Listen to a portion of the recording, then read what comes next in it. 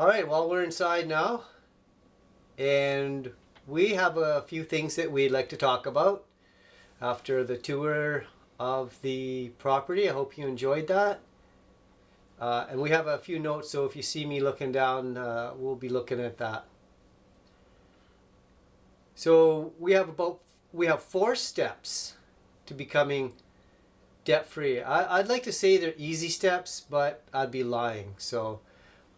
But well worth it for sure.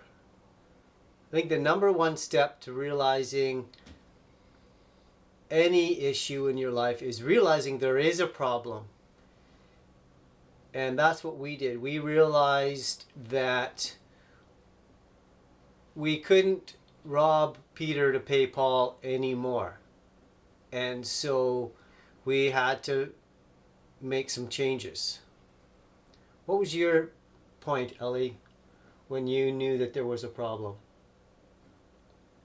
When we were scrambling to come up with credit card payments, and we were wondering if we are going to be able to make the minimum payment, that was serious. Right. I think the enormity of the whole issue, when I was calling the credit card companies saying, hey, I won't be able to make your payment this month, but here's my plan. This is what I'm planning to do. I want to pay this for this time and this for, like when I was juggling like that, having to make phone calls, that was my wake-up call, and realized that we really needed to do something different.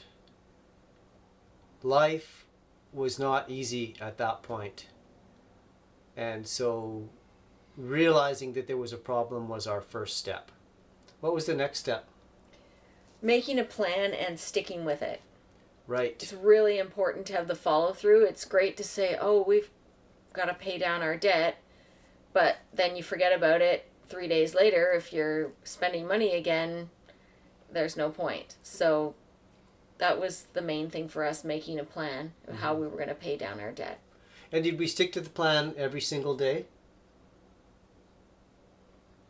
I think we made some mistakes along the way, didn't we? I don't know. I'm Honestly, pretty sure I did. I think we were pretty diligent about it, actually. We were diligent, but I know we made mistakes along the way, because that's what life is. You make mistakes, you learn. You make mistakes, you learn. You recover. You make mistakes and you learn. That is life. So we made a 5-year plan. Yeah. And we stuck with it, and we're able to bring that 5-year plan to fruition with much sacrifice in 4.5 years. So I feel pretty proud about that. That was a great accomplishment. The other thing that really was a game changer for me was changing my mindset on how to think about money. I guess you could say that I thought about money in a way that was not conducive to bringing wealth into my life. And not that we're wealthy right now, don't get me wrong, but we're working towards it. We're working towards bringing wealth into our environment, into our life, because we no longer have to struggle with debt. And that's one of the things that wealthy people don't do, is they don't have debt. Everything is paid off. They don't pay interest for the things that they buy. They buy everything with cash, and that's our philosophy as well. I don't buy anything that I have to make payments on. I just don't, because it just doesn't make financial sense. And when you come to realize that, and when you get into the habit of just paying cash for stuff, that's not to say that I don't use a credit card. I do use a credit card for my business, for fuel. My operations manager has a credit card, and he uses it for fuel and supplies, and then we just pay it off. But we know that we can pay off the balance every single month, and we do that. We don't rack it up and go, oh, I don't know how we're going to pay it. We don't do that. That just isn't in the realm of our thinking. We know what we're going to put on there, that we're going to have enough money to pay at the end of the month. No problem at all. I think, yeah, so changing my mindset on how to think about money was a game changer for me. And we're going to expand on these points later on in future videos as well. The last point that I want to make is probably one of the hardest ones is stop spending money. It's hard, but it's simple at the same time. How do you get yourself out of debt? Stop incurring debt. How about that? Stop using your credit cards. Stop spending money that you don't have. If you don't know where you're going to get that money from, you don't need it. And if you need it, you're going to have to sacrifice something to get that. That's that simple logistics right there. What did that impact? How did that impact you? At the time, it impacted our buying quite a lot. Mm-hmm.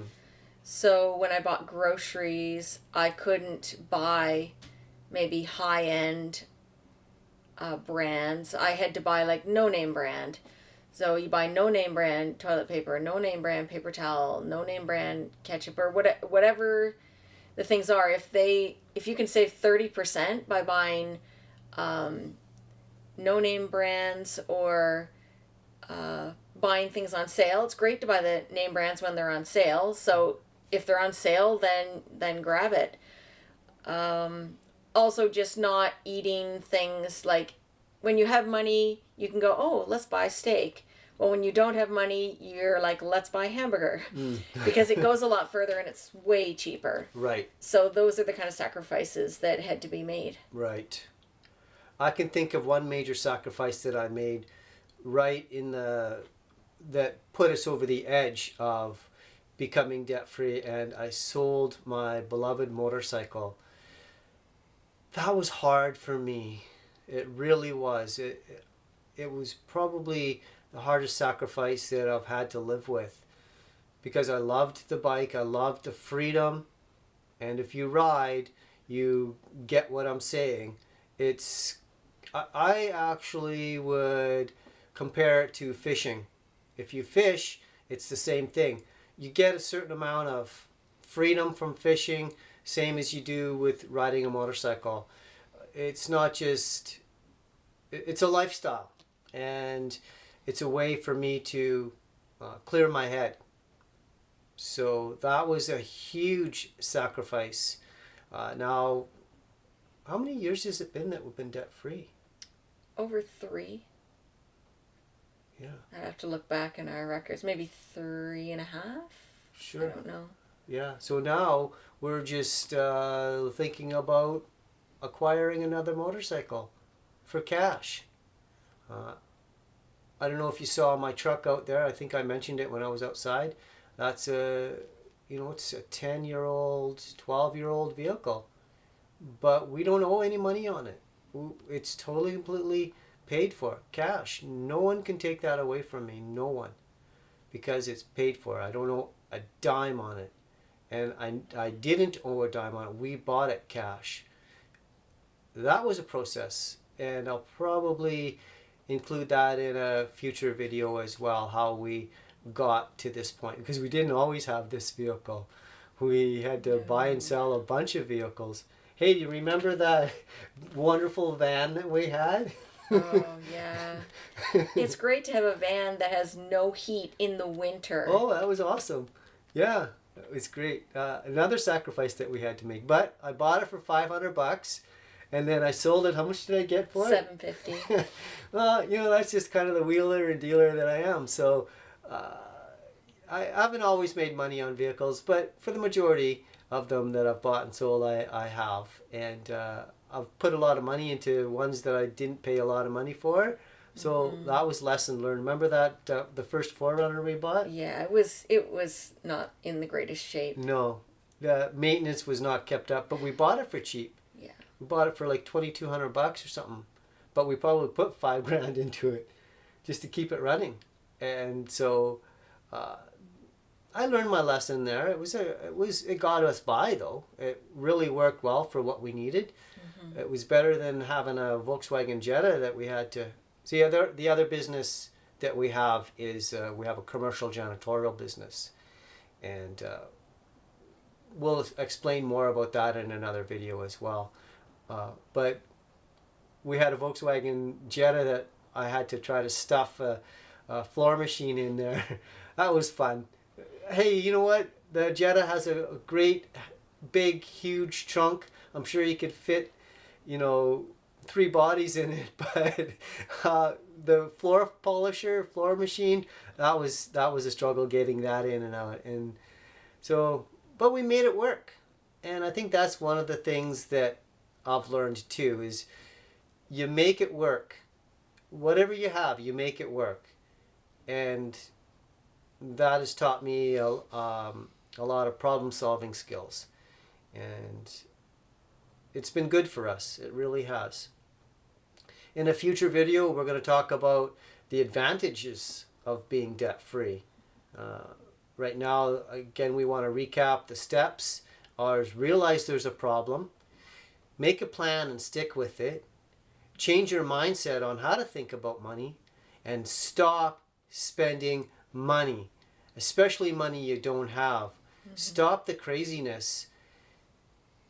That's probably the hardest thing. But those are them in a nutshell. I hope that you like this video. I hope you subscribe. We're super excited about sharing this information with you guys. And we're super excited about who's going to join us on this journey. Who's going to join us on the debt-free journey as we continue on in that journey, because we're not mortgage-free. We're debt-free, consumer debt. We have 0 consumer debt, and we do carry a mortgage. So we have a 5-year plan for that, and we're in year 2, second year here, year 2 of that 5-year plan. So stick around and join us with that plan. Also stick around for the renovations that we'll be doing. Later video, we're going to show you our lovely mobile home that needs some love. What we've done already to it in 2 years and what is yet to be done.